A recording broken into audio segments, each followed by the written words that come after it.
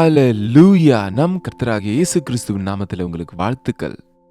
Good morning.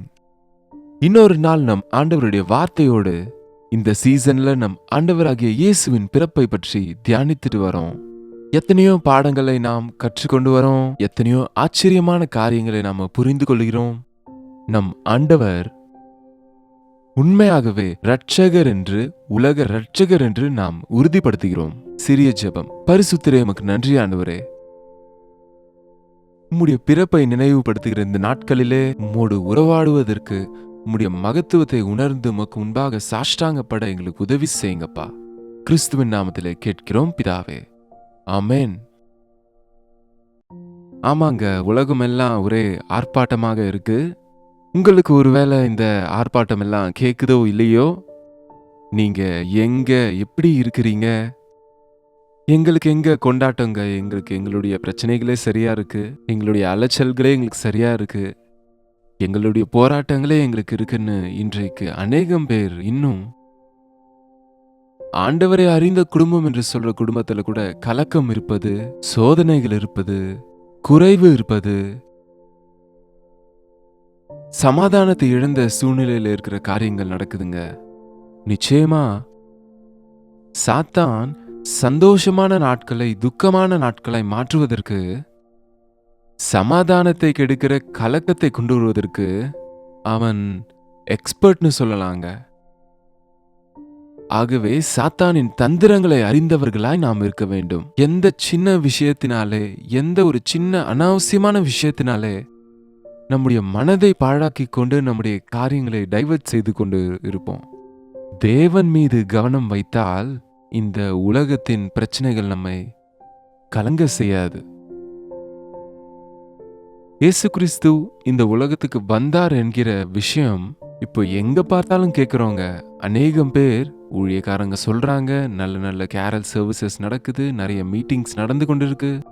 மற்ற தேசங்களை சொன்னா, பண்டிகை கொண்டாட்டத்தோட அந்த சந்தோஷம், ஆர்ப்பாட்டங்கள் அண்ட் லைட்டிங்ஸு, சாங்ஸு, அந்த குவயர் ஆளுங்க பாட்டு பாடுறது, நல்ல நல்ல இசை நமக்கு கேட்கும். சில ட்ரெடிஷ்னல் சாங்ஸ் இருக்கும். அந்த சாங்ஸ் கேட்டாலே நமக்கு சீசன் ஆரம்பித்தது போல இருக்கும். நம்முடைய தமிழ்ல கூட நிறைய கிராமப்புற பாடல்கள், ஏன்னா நிறைய மேய்ப்பர்கள் பாடல் பாடுவாங்க நம்ம பிரியமானவங்க. அப்படிப்பட்ட பாடல்கள் நம்முடைய உணர்வை தூண்டுகிறதா இருக்கு. ஆனா இந்த சந்தர்ப்பத்துல, இந்த ஆர்ப்பாட்டத்தின் நடுவுல நம்ம உணர வேண்டிய ஒரு சத்தியம் இருக்குங்க. இயேசு கிறிஸ்துவின் பிறப்பு எல்லாருடைய பிறப்பை போன்றது அல்ல. அவர் காரண பிறப்புன்னு சொல்லுவாங்க பாத்தீங்களா? அப்படி ஒரு விசேஷமான காரணத்தோடு பிறந்தவர். இந்த உலகத்துல அநேக காரணத்துக்காக பிறந்தாங்கன்னு சொல்லுவாங்க. ஒரு ராஜா ஆகிறதுக்கோ, ஒரு தேசத்தை ஆளுகை செய்வதற்கோ, ஒரு இன்வென்ஷனோ, ஒரு பெரிய விஷயத்தை கண்டுபிடிக்கவோ, அல்லது ஒரு நல்ல காரியத்தை செய்வதற்கோ சிலர் பிறந்திருக்கிறாங்கன்ற விஷயத்தை நம்ம கேள்விப்பட்டிருப்போம். ஆனா இயேசு ஆண்டவர் பிறப்பு அந்த காலத்துல இஸ்ரவேல்ல இருந்த அந்த பெத்லகேம்ல, எருசலேமிலே அந்த பகுதிகளிலே, கலிலேயாவிலே அந்த பகுதிகளிலே இருந்தவர்களுக்காக மட்டும் அவர் அன்றைக்கு பிறக்கவில்லை. இந்த விஷயம் நம்ம மனசுல வச்சுக்கணும். அவர் எந்த தேசத்தான் என்று கேட்டா, நாம் அநேக நேரம் அவர் இஸ்ரவேல் தேசத்துக்கும் அல்லது பாலஸ்தீனா தேசத்துக்கு சேர்ந்தவர் நினைப்போம். ஆனா அவர் சகல ஜனங்களுக்காக நிரந்தரமான ராஜாவாக இருப்பதற்கு அவர் இந்த உலகத்துக்கு வந்தார். அது இயேசு ஆண்டவரின் பிறப்பிற்கு முன்பே, 700 வருஷங்களுக்கு முன்பே தீர்க்கதரிசிக்கப்பட்டது. மீகா 5ஆம் அதிகாரம் 2ஆம் வசனத்திலே, மீகா எழுதின புத்தகம் 5:2, எப்ராத்தா எனப்பட்ட பெத்லகேமே, நீ யூதேயாவில் உள்ள ஆயிரங்களுக்குள்ளே சிறியதா இருந்தாலும் இஸ்ரவேலை ஆளப்போகிறவர் உன்னிலிருந்து புறப்பட்டு என்னிடத்தில் வருவார். பெத்லகேமே, எப்ராத்தா யூதாவின் குடும்பங்களிலே, பெத்லகேமே, நீ யூதேயாவின் குடும்பத்திலே நீ சிறிய கிராமமா இருந்தாலும், உண்மையிலே பெத்லகேம் ஒரு சிறிய கிராமம்தான். ரொம்ப சிறிய கிராமம் அது.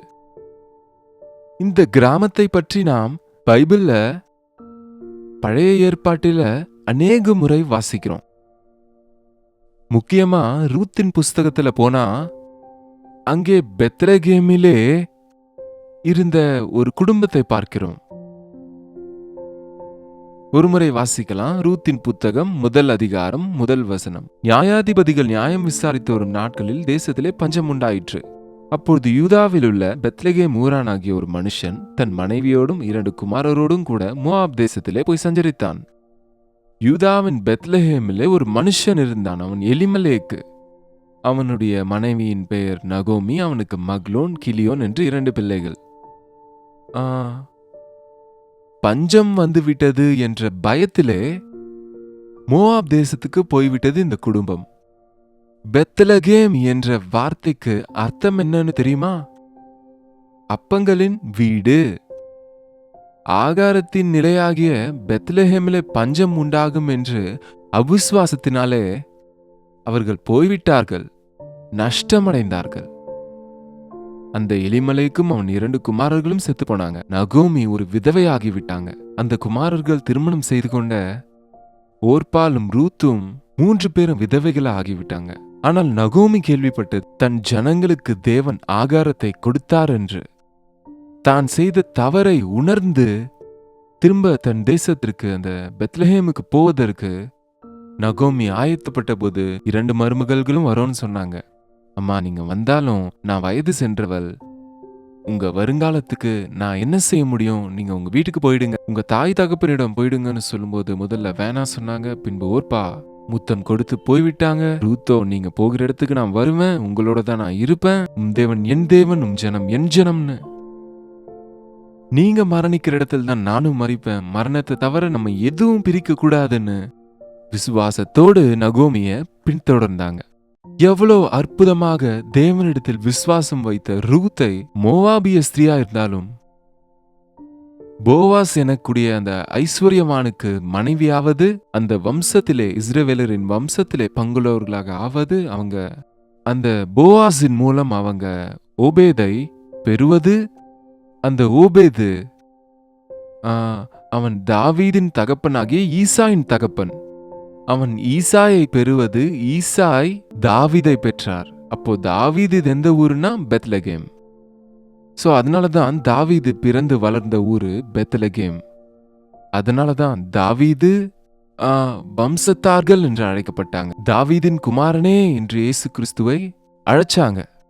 காரணம், இங்க தேவனின் வாக்குத்தத்தம் நிறைவேறுகிறது. மீகா 5 அதிகாரம் 2 வசனத்திலே, பெத்லகேமே, நீ யூதேயாவில் உள்ள ஆயிரங்களுக்குள்ளே சிறியதாயிருந்தும் இஸ்ரவேலை ஆளப்போகிறவர் உன்னிடத்திலிருந்து புறப்பட்டு என்னிடத்தில் வருவார்.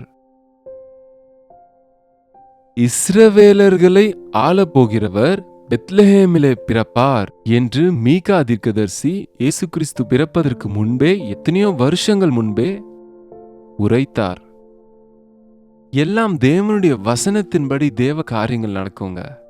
வேத வாக்கியங்களின்படி ஆண்டவர் பாடுபட்டு மரித்தார், வேத வாக்கியங்களின்படி மரணத்தை ஜெயித்து உயிரோடு எழுந்தார் என்பதை கூட வசனத்தில் வாசிக்கிறோம். ஏதோ ஒரு எதர்ச்சியாக நடந்த ஒரு விஷயம் இல்ல. ஆனா மனிதர்களுடைய ரட்சிப்புக்காக தேவனுடைய திட்டத்தின்படி தகுந்த நேரத்துல தேவன் தன்னுடைய ஒரே பேரான குமாரனை இரத்த மாம்சத்திலே பங்குள்ளவராய் நம் பாவங்களுக்காக பரிகாரம் செய்யும்படிக்கு தாவீதினுடைய ஊரிலிருந்து தாவீதுக்கு சொன்னார், உன்னுடைய ராஜ்யத்தை நான் எஸ்டாப்ளிஷ் பண்ணுவேன். அந்த ஆபிரகாமுக்கு கொடுத்த வாக்குத்தத்தத்திலே இயேசு கிறிஸ்துவை நாம் பார்க்க முடியும். நான் உன்னை ஆசீர்வதிப்பேன், அநேகருக்கு ஆசீர்வாதமாக செய்வேன் என்ற போது அது ஆபிரகாமின் வாரிசுகள், அவருடைய வாரிசுகளிலிருந்து, தாவீதினுடைய சந்ததியிலிருந்து இயேசு கிறிஸ்து இந்த உலக ரீதியில அவர்களுடைய வம்சாவளியில ரட்சகராக பிறந்திருக்கிறார். அந்த இயேசு கிறிஸ்துவை உலகத்தில் உள்ள எல்லா ஜனத்துக்கும் ஆசீர்வாதமாய் செய்தார். எல்லா தலைமுறைகளுக்கும் ஆசீர்வாதமாய் செய்வேன். அவருடைய புறப்படுதல் அனாதி நாட்களாகிய பூர்வத்தினுடையது. அனாதி நாட்கள் தொடங்கி சதா காலமும் இயேசாண்டவர் இஸ்ரவேலர்களை ஆளுகிறவர், உலகம் முழுவதையும் ஆளுகை செய்பவர். ஒரு சீசனில் மட்டுமல்ல, அந்த நாட்களில் அல்ல, இந்த நாட்களில் அல்ல, அனாதி நாட்கள் தொடங்கி சதா காலமும் அவர் ஆளுகை செய்வார். ஆமாங்க, ராஜாதி ராஜாவாக கர்த்தாதி கர்த்தராக நம் கர்த்தர் மீண்டும் வரப்போகிறார். அவர் ஒரு ஆட்டுக்குட்டியைப் போல அவர் முதல் வருகையிலே வருவது, நம் பாவங்களுக்காக பரிகாரம் செய்வது, பிசாசை ஜெயித்தது, மரணத்தை ஜெயித்தது, உயிர் தெழுந்து சிங்காசனத்திலே வீற்றிருக்கிறவரா இருக்கிறவர் சீக்கிரத்திலே நான் இருக்கிற இடத்திற்கு நீங்களும் வரும்படிக்கு நான் மீண்டும் வந்து உங்களை கொண்டு செல்லுவேன் என்று சொல்லியிருக்கிறார் இல்லையா? ஆகவே ஆண்டவர் வரப்போகிறார். அவர் இந்த உலகத்துல போதித்த போது இயேசாண்டவரின் போதனையில அதிக சாரம் என்னன்னு தெரியுமா? பரலோக ராஜ்யம், பரலோக ராஜ்யம், பரலோக ராஜ்யம். காரணம், பூலோக ராஜ்யங்கள் எல்லாம் அது தற்காலிகமானது. பூலோக ராஜ்யங்கள் எல்லாம் அழிந்து போகிறது, காணாம போயிட்டு இருக்கு மேப்ஸ்ல இருந்து. பூலோக ராஜ்யத்தில் உள்ள அதிகாரங்கள் அங்கங்கே மட்டும்தான் செயல்பட்டு இருக்கும். ஆனால் இயேசாண்டவரின் பரலோக ராஜ்யம் அது ஜீவனுள்ளோரின் தேசம். இது மரித்தவர்களின் உலகங்க. உலகத்தில் இருக்கிற எல்லாரும் மரித்து போவாங்க. ஆனால் பரலோக ராஜ்யம் என்பது மரணமில்லாத இடம். அது அந்த பரலோக ராஜ்யத்திற்கு ராஜாவாக கர்த்தராக நம் ஆண்டவர் இருக்கிறார். அவர் ராஜாதி ராஜாவாக கர்த்தாதி கர்த்தராக ஆர்ப்பாட்டத்தோடு அதி சீக்கிரத்தில் வரப்போகிறார். அவரிடத்தில் விசுவாசம் வச்சவங்க, அவர் ஆயத்தப்படுத்தின ரட்சிப்பை பெற்றுக்கொண்டவங்க, பாவங்களை அறிக்கை செய்து விட்டு கிறிஸ்துவின் ரத்தத்துல கழுவப்பட்டவங்க, அவர் வரும்போது இந்த மண் சரீரம் மகிமையின் சரீரமாக மாற்றமடையும். நடு ஆகாயத்திற்கு எடுத்துக்கொள்ளப்படுவோம். நம் ஆண்டவரோடு என்றென்றைக்கும் நாம் வாழும்படிக்கு அவர் நமக்காக எல்லாவற்றையும் ஆயத்தப்படுத்தி இருக்கிறார். இன்றைக்கு அநேகர் இன்னும் இந்த சத்தியத்தை அறிந்து கொள்ளாம, இது ஏதோ கிறிஸ்துமஸ் பண்டிகைன்னு பாலன் இயேசுவை ஆராதிக்கிறோம்னு நினைச்சுக்கிட்டு, அவர் அங்கே பாலன் இயேசு அல்ல, அவர் ராஜா. அதனால்தான் சாஸ்திரிகள் அங்கே வந்து ஏரோதை கேட்டார்கள், யூதரின் ராஜாவாக பிறந்தவர் எங்கே? மீகாவின் தீர்க்க தரிசனத்தை வச்சுட்டு வந்தாங்க. அதுக்கு என்ன சொன்னார் அவர்? உங்களை ஆளுகை செய்ய போகிறவர், இஸ்ரவேலை எனக்காக ஆளுகை செய்பவர் உன்னிடத்திலிருந்து வருவார். அனாதி காலங்கள் தொடங்கி சதா காலமும் அவர் வெளிப்பட போகிறார். இயேசு கிறிஸ்து ராஜா. அன்றைக்கு பிலாத்து இயேசுவை கேட்டார், நீ ராஜாவா? எஸ், நீ சொன்னபடிதான். ஆனால் என் ராஜ்யம் இந்த உலகத்துக்கு சம்பந்தப்பட்டது அல்ல. இவ்வுலக ராஜ்யங்கள் எல்லாம் நிலையானது அல்ல. அவர் பரலோகத்தின் ராஜாவாக இருக்கிறார், ராஜாதி ராஜாவாக கர்த்தாதி கர்த்தராக இருக்கிறார், நிரந்தரமாய் ஆளுகை செய்கிறார். Even now he is on the throne. இப்பொழுது கூட நம் ஆண்டவர் சிங்காசனத்தில் வீற்றிருக்கிறார். அவருடைய அனுமதி இல்லாமல் எதுவும் இந்த உலகத்திலே நடக்கிறதில்லை. ஒவ்வொன்றும் அவருடைய ஆளுகையின் கீழ் தான் நடக்குதுன்னு நம்ம உணர்ந்தா பாக்கியவான்களா இருப்போம். தேவனுடைய கைகளுக்கு நம் வாழ்க்கையை ஒப்பு கொடுக்கும் போது, இந்த ஆண்டவரை நம் ஆண்டவராக நம் சொந்த இரட்சகராக ஏற்றுக்கொள்ளும் போது, இவ்வுலகத்துல பாதுகாப்போடு விசுவாசத்தோடு தைரியமாக இருக்க முடியும். இவ்வுலகத்தை பிரியும் போது அவருடைய ராஜ்யத்துல நிரந்தரமாய் என்றென்றைக்கும் அவரோடு சந்தோஷிக்க முடியும். இந்த கிறிஸ்துமஸ் நாட்கள்ல என் ஆண்டவர் எவ்வளவு பெரியவர் என்ற விஷயத்தை எவ்வளவு பேருக்கு சொல்ல முடியுமோ அவ்வளவு பேருக்கு சொல்லுவோம். முதலில் அவருடைய வல்லமையை நாம் அனுபவிப்போம். அவர் கொடுக்கிற பாவ மன்னிப்பு ரட்சிப்பின் சந்தோஷத்தை பெறுவோம். அவரை இரட்சகர் என்று, உலக இரட்சகர் என்று, இதோ எல்லா ஜனத்துக்கும் மிகுந்த சந்தோஷத்தை உண்டாக்குகிற நற்செய்தியை கொண்டு வந்திருக்கிறேன். இன்று இரட்சகர் உங்களுக்காக பிறந்திருக்கிறார். இன்றைக்கு இரட்சிப்பு நாளாக நாம் இன்னொரு முறை ஏற்றுக்கொள்ளுவோம், சுற்றிருக்கிறவர்களுக்கு அறிவிப்போம். ஜெபம். பரிசுத்தரே, அன்பான தகப்பனே,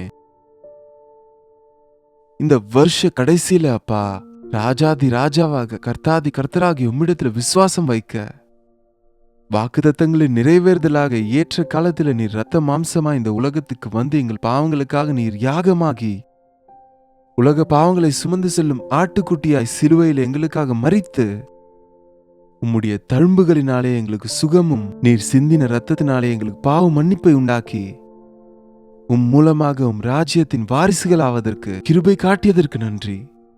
இன்னும் இந்த பெரிய ரட்சிப்பு இல்லாதவங்க, ரட்சகரை அறியாதவங்க இந்த சீசன்ல பக்கம் திரும்பும்படிக்கும் நாமத்தை பிரசித்தப்படுத்த எங்கள் ஒவ்வொருவருக்கும் உதவி செய்ய வேண்டும் என்று கிறிஸ்துவின் நாமத்தில் கேட்கிறோம் பிதாவே, ஆமென். பிதாவாகிய தேவனுடைய அன்பும் குமாரனாகிய கிறிஸ்துவின் கிருபையும் பரிசுத்த ஆவியானவரின் அந்யோன்யமும் ஐக்கியமும் கூடி வந்திருக்கிற நம் அனைவருக்கும் இப்பொழுதும் சதா காலமும் துணையா இருப்பதாக. ஆமென்.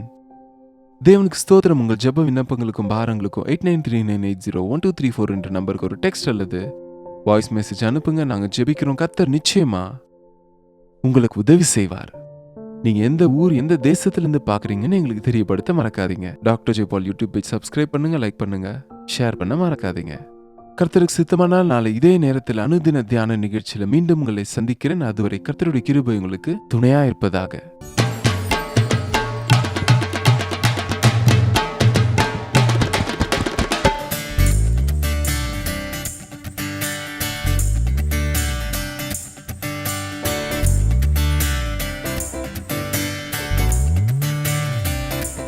శ్రీ యేసుండు జన్మించే రేయిలో, శ్రీ యేసుండు జన్మించే రేయిలో, నేడు పాయాక బెత్లెహేమ యూరిలో, నేడు పాయాక బెత్లెహేమ యూరిలో. శ్రీ యేసుండు జన్మించే రేయిలో, శ్రీ యేసుండు జన్మించే రేయిలో, నేడు పాయాక బెత్లెహేమ యూరిలో, నేడు పాయాక బెత్లెహేమ